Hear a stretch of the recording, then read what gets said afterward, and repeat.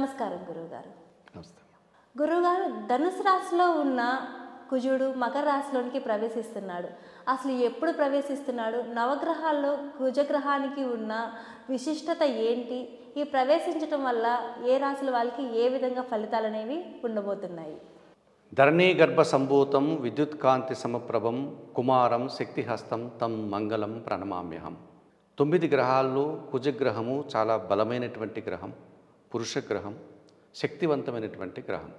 మనము గ్రహాలకన్నిటికీ కూడా రాజు లేకపోతే తండ్రి అంటే రవి భగవానుడు. ఆ గ్రహాలకు ఒక సైన్యాధ్యక్షుడు లాంటి వాడు ఈ కుజుడు. అంటే మనం పూర్వకాలంలో రాజుల కాలంలో సైన్యము సైన్యాధ్యక్షుడు అనేవాళ్ళం. ఇప్పుడు మన ఆధునిక కాలంలో రక్షణ శాఖకు సంబంధించినటువంటి పోలీసు ఉద్యోగులందరూ ఈ కుజగ్రహ యొక్క లక్షణాలు కలిగిన వారే. అలాగే దేశ రక్షణలో ఉన్నటువంటి మిలిటరీ వాళ్ళు సైనికులంతా కూడా ఈ కుజగ్రహ ప్రభావం కలిగిన వారే. ఇప్పుడు మనం సమాజంలో చూసేటువంటి ఈ వాహనాలను ప్రయాణంగా అనగా డ్రైవింగ్ చేసేటువంటి వారు, కార్లు కావచ్చు, టూ వీలర్ కావచ్చు, ధైర్యంగా ఎవరైతే వాటిని తోలగలుగుతారో, వాటిని డ్రైవింగ్ చేయగలుగుతారో వాళ్ళకందరికీ కూడా కుజ ప్రభావం ఉంటుంది. అలాగే భూములకు సంబంధించి కుజుడు ప్రాతినిధ్యం వహిస్తాడు, వాహనాలకు సంబంధించి ప్రాతినిధ్యం వహిస్తాడు. మన శరీరంలో ఉన్నటువంటి ఎముకలు, గట్టి ప్రాంతాలు అంటే దంతాలు, ఎముకలు లోపల ఉన్నటువంటి ఆ పదార్థం, మెత్తని పదార్థము, రక్తము, వీటన్నిటికీ కూడా కుజుడు ప్రభావాన్ని చూపేటువంటి లక్షణం ఈ మనకు జ్యోతిష్ శాస్త్రంలో కనిపిస్తుంది. ఈ కుజుడు ధనస్సు రాశి నుండి మకర రాశిలోనికి 2024 జనవరి నెల 5వ తారీఖు రాత్రి 9:30 ఇతను ధనుస్సు రాశి నుంచి మకర రాశిలోనికి ప్రవేశిస్తాడు. సహజంగానే ఈ కుజగ్రహం అనేటువంటిది ఒక్కొక్క రాశిలో 45-44 రోజులు ఆయన సంచారం కొనసాగుతూ ఉంటుంది. అనగా జనవరి 5వ తారీఖు సోమవారం రాత్రి నుంచి 45 రోజులు అనగా 2024 మార్చి చివరి వరకు ఈయన 45 రోజులు మకర రాశిలో సంచారం కొనసాగుతుంది. ప్రతి గ్రహానికి కూడా మనకు ఈ 12 రాశుల్లో ఒక్కొక్క రాశి ఉచ్చ స్థానంలో ఉంటుంది, ఒక్కొక్క రాశికి నీచ స్థానంలో ఉంటుంది, అంటే బలహీనపడుతూ ఉంటాడు. ఈ కుజుడికి ప్రత్యేకంగా మకర రాశిలోనికి కుజుడు వస్తే బలాన్ని పుంజుకుంటాడు, అంటే బలవంతుడవుతాడు, మరింతగా తన ఉనికిని మరింతగా చెప్పుకోగలుగుతాడు. అదే కర్కాటక రాశిలోనికి వెళ్తే ఆయన శక్తిహీనుడవుతాడు, బలహీనపడతాడు. కనుక ధనుసు రాశి నుంచి మకర రాశిలోకి వచ్చేటువంటి ప్రత్యేకత ఏంటి అంటే ఈ మకర రాశిలో ఇతనికి మరింతగా బలం పెరిగేటువంటి అవకాశం ఉంది. కనుక ఇతను ఇచ్చేటువంటి ఫలితాలు అనుకూలంగా ఉన్నవారికి చాలా ఎక్కువ ఇవ్వగలుగుతాడు. ఒక రకంగా కుజయోగం పట్టిందని చెప్పవచ్చు. అలాగే ప్రతికూలంగా ఉన్నటువంటి మిగతా రాశుల్లో కాస్త ఇబ్బందికరమైనటువంటి ఫలితాలు కూడా గట్టిగానే బలంగానే ప్రతికూలంగా ఫలితాలు ఇచ్చేటువంటి పరిస్థితి మనకు కనిపిస్తుంది. ఏ రాశుల వాళ్ళకి అసలు ఈ కుజగ్రహం వల్ల ఎలాంటి ఫలితాలు అనేవి పొందబోతున్నారు? మనకున్నటువంటి 12 రాశుల్లో ఈ కుజుడు మకర రాశిలోకి రావడం వల్ల, అక్కడ బలోన్నతుడు కావడం వల్ల 4 రాశుల వారికి సుఫలితాలు రావడానికి అవకాశం ఉంటుంది. అంటే ఒక విధంగా చెప్పాలంటే కుజ యోగం వల్ల వారికి మంచి ఫలితాలు వచ్చేటువంటి అవకాశం కనిపిస్తుంది. మనం ఇదివరకు చెప్పినట్టుగా ఈ భూముల విషయంలో కావచ్చు, వాహనాల విషయంలో కావచ్చు, వివాదాల విషయంలో కావచ్చు, ధైర్యం విషయంలో కావచ్చు, వీరికి అనుకూల వాతావరణం రావడానికి కనిపిస్తుంది. అవి ఏ రాశులు అంటే మొట్టమొదట వృశ్చిక రాశి వారి గురించి చెప్పుకోవాలి. ఈ వృశ్చిక రాశి వారికి ఈయన తృతీయ భావంలో అనగా 3వ భావంలో శుభఫలితాలు ఇచ్చేటువంటి అవకాశం కనిపిస్తుంది. అలాగే సింహరాశి వారికి షష్టమ భావంలో అనగా 6వ భావంలో ఈయన సంచరించడం వల్ల శుభ ఫలితాలు రావడానికి అవకాశం ఉంటుంది. అలాగే మీనరాశి వారికి లాభభావంలో అంటే 11వ భావంలో ఈయన సంచారం కొనసాగడం వల్ల ఈ కుజుడు మకర రాశిలో వారికి ఎక్కువ లాభాలు రావడానికి అవకాశం ఉంటుంది. అలాగే మేషరాశి వారికి 10వ భావం వృత్తి స్థానంలో కుజుడు సంచారం కొనసాగుతుంది కనుక వారికి కూడా చాలా వరకు శుభఫలితాలు రావడానికి అవకాశం ఉంటుంది.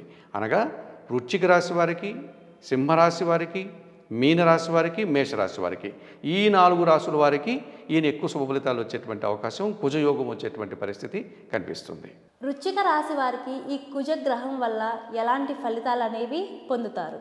ఇప్పుడు సహజంగా వృశ్చిక రాశి వారికి ఈయన రాశ్యాధిపతి అనగా ఆ వృశ్చిక రాశికి రాశ్యాధిపతి, మరియు ఆయన షష్టాధిపతి అనగా మేషరాశికి ఆయన అధిపతి, 2 రాశులకు ఆధిపత్యాన్ని వహిస్తాడు కనుక వృశ్చిక రాశి వారికి వారి జన్మరాశ్యాధిపతి మరియు మేషరాశ్యాధిపతి కావడం వల్ల షష్టమ రాశ్యాధిపతి అనగా 6వ రాశికి అధిపతి కావడం వల్ల ఈయన ఇప్పుడు 3వ భావంలో సంచరించడం వల్ల జన సహకారం బాగా ఉంటుంది.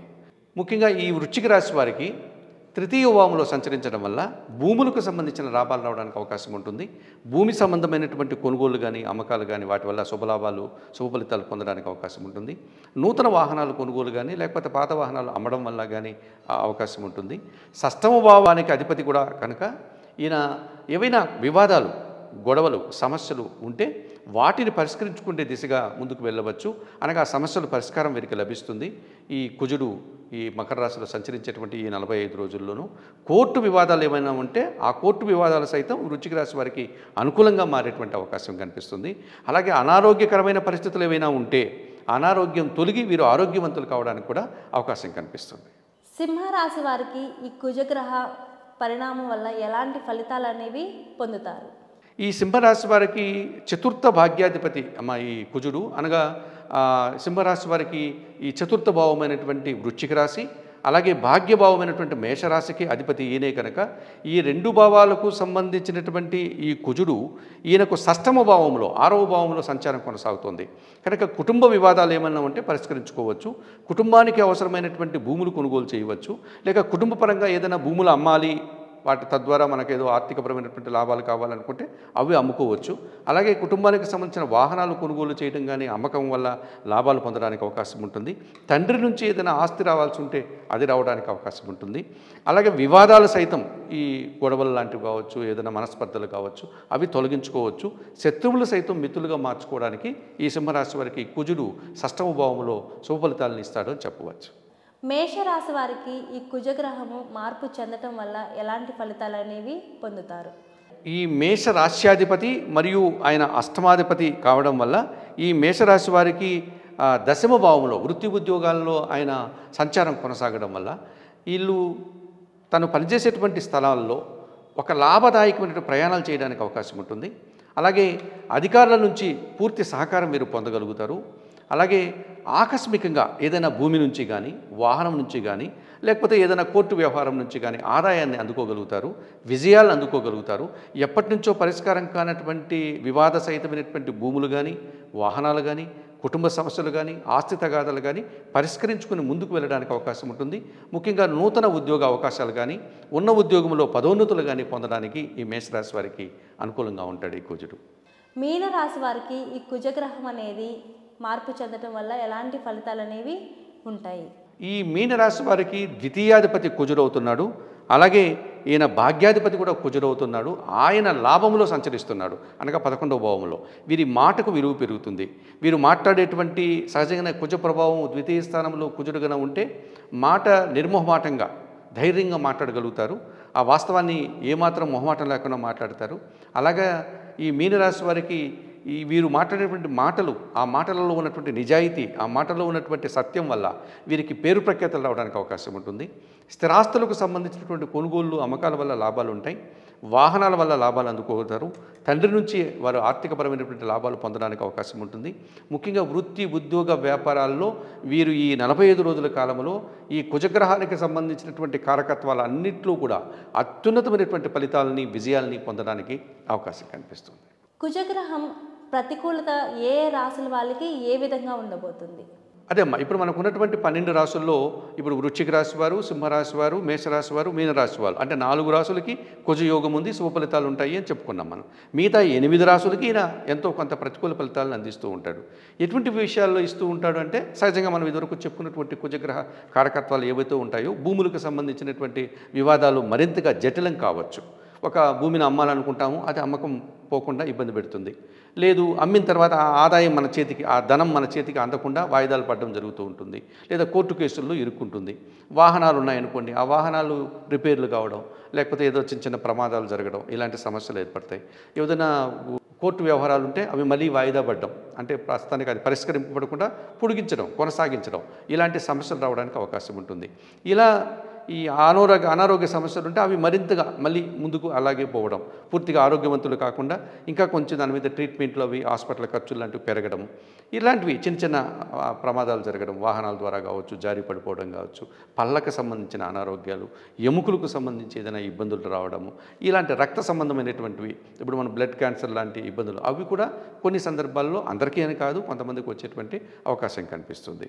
ఈ రకంగా ఈ 2024 జనవరి నెల 5వ తారీఖు సాయంత్రము 9:36 ఈ కుజుడు మకర రాశిలోనికి ప్రవేశించడం వల్ల ప్రధానంగా మకర రాశి వారి రాశిలోనే కుజ సంచారం కొనసాగుతుంది కనుక అనవసరంగా కోపం రావడం, తద్వారా సమస్యలు, అభిప్రాయ భేదాలు ఇవన్నీ రావడానికి అవకాశం ఉంటుంది. కుంభరాశి వారికి 12వ భావంలో కుజుడు సంచారం కొనసాగుతుంది కనుక అధికంగా ఖర్చులు కనిపిస్తాయి. అలాగే మాటల వల్ల సమస్యలు కనిపిస్తాయి. అనవసరంగా కోపతాపాలు, మనస్పర్ధలు రావడానికి అవకాశం కనిపిస్తుంది. ఇక వృషభ రాశి వారికి భాగ్యభావములో కుజుడు సంచారం వల్ల తండ్రితో వివాదం రావడానికి అవకాశం కనిపిస్తుంది. లేకపోతే తోటి వారితో, జీవిత భాగస్వామితో మనస్పర్ధలు రావడానికి అవకాశం కనిపిస్తుంది. ఇక మిథున రాశి వారికి 8వ భావంలో కుజుడు సంచారం కనుక వీళ్ళు ప్రయాణాల్లో, వాహనాల విషయంలో జాగ్రత్తలు తీసుకోవాలి. ఆరోగ్య విషయంలో జాగ్రత్తలు తీసుకోవాల్సి ఉంటుంది. ఇక కర్కాటక రాశి వారికి 7వ భావంలో కుజ సంచారం కొనసాగుతుంది. ముఖ్యంగా జీవిత భాగస్వామితో, భార్యకు భర్తతో, భర్త భార్యతో, అలాగే వ్యాపార భాగస్వాములతో, తోటి ఉద్యోగులతో సమస్యలు రావడానికి అవకాశం కనిపిస్తుంది. తులారాశి వారికి 4వ భావంలో కుజుడు కనుక కుటుంబపరమైనటువంటి సమస్యలు, మనస్పర్ధలు, భార్యతో కావచ్చు, భర్తతో కావచ్చు, పిల్లలతో కావచ్చు, కుటుంబ సభ్యులతో ఎవరితోనైనా కానీ చిన్న చిన్న మనస్పర్ధలు రావడానికి అవకాశం, తద్వారా అశాంతి కుటుంబంలో. అలాగే ధనుసు రాశి వారికి 2వ భావంలో కుజుడు సంచరిస్తున్నాడు కనుక వీరు గబామని ఏదో ఒకటి మాట అనేయడం, ఆ మాట కఠినంగా ఉండడం, తద్వారా ఎదుటి వాళ్ళు నొచ్చుకోవడం, వారితో అభిప్రాయ భేదాలు, సమస్యలు, శత్రుత్వం రావడానికి అవకాశం ఉంటుంది. ఈ రకంగా ఈ 8 రాశుల వారికి కూడా మకర, కుంభ, వృషభ, మిథున, కర్కాటక, కన్య, తుల, ధనస్సు రాశులు, ఈ 8 రాశుల వారికి కుజుడు ప్రతికూలంగా సంచరిస్తున్నాడు. ప్రతికూల ఫలితాలని, ఇబ్బందుల్ని ఇచ్చేటువంటి అవకాశం ఉంటుంది. దీనికి ఏమైనా రెమెడీస్ ఉన్నాయా? తప్పకుండా ఉన్నాయమ్మా. ఎందుకంటే ప్రతి గ్రహానికి కూడా మనకు అధిష్టాన దేవతలు ఉంటారు. అలాగే కుజగ్రహానికి అధిష్టాన దేవుడు అంటే సుబ్రహ్మణ్య స్వామి, కుమారస్వామి. ఈ సుబ్రహ్మణ్య స్వామికి పూజలు నిర్వర్తించుకోవాలి. మంగళవారం రోజు సుబ్రహ్మణ్య స్వామి ఆలయానికి వెళ్ళి ఆయనకు అభిషేకం, పాలాభిషేకం నిర్వర్తించడం, ఆయనకి ఎర్రటి పూలతో అనగా మందారము, గులాబీ పువ్వులతో అలంకరించడం, అలాగే ఎర్రటి పళ్ళు, దానిమ్మ గింజలు కావచ్చు, ఆపిల్ పళ్ళు లాంటివి నైవేద్యంగా సమర్పణ చేయడం, సుబ్రహ్మణ్య అష్టకం కానీ, సుబ్రహ్మణ్య కరావలంబ స్తోత్రాన్ని కానీ చదువుకోవడం. పెద్ద పెద్ద సుబ్రహ్మణ్య ఆలయాలు ఉన్నాయి మనకు. అటువంటి ఆలయాలకు వెళ్ళి స్వామివారిని సందర్శించుకోవచ్చు. మనకు తిరుపతి పట్టణానికి సమీపంలో తిరుత్తని అనేటువంటి ఒకటి ఉంది. అలాగే తమిళనాడులో మనకు పళని అని ఉంది, తిరుచెందూరు అని ఉంది, స్వామిమలై అని ఉంది, కర్ణాటకలో ఘాటి ఉంది, కొక్కే ఉంది. అందుబాటులో ఉన్న వాళ్ళు అక్కడికి వెళ్ళి అక్కడ సుబ్రహ్మణ్య స్వామి ఆలయానికి వెళ్ళి స్వామివారిని దర్శించుకొని నమస్కరించుకోవచ్చు. ఇదే హైదరాబాదులో కూడా స్కందగిరి అనే సికింద్రాబాద్ ప్రాంతంలో పద్మారావు నగర్లో ఒక సుబ్రహ్మణ్య స్వామి ఆలయం ఉంది. అక్కడికి వెళ్ళవచ్చు. స్వయంగా సుబ్రహ్మణ్య స్వామి విగ్రహాన్ని పెట్టి ఇంట్లోనే పూజలు చేసుకోవచ్చు. ఈ రకంగా సుబ్రహ్మణ్య స్వామి ఆరాధన చేయడం, సుబ్రహ్మణ్య స్వామికి సంబంధించినటువంటి స్తోత్రాలు చదువుకోవడం, కుజగ్రహానికి నిర్దేశించినటువంటి కందులు అనగా కందిపప్పు పేదవారికి మంగళవారం రోజు కానీ, పేద బ్రాహ్మణులకు కానీ దానం చేయడం, పగడం ఈ నవరత్నాల్లో మనకు కుజగ్రహానికి సంబంధించి దాన్ని ధారణ చేయడం వల్ల కూడా ఈ కుజ ప్రభావ తీవ్రతను మనం తగ్గించుకొని కొంతవరకు అనుకూలంగా మార్చుకోవడానికి అవకాశం ఉంటుంది. చాలా చక్కగా వివరించారు గురువుగారు. ధన్యవాదాలు.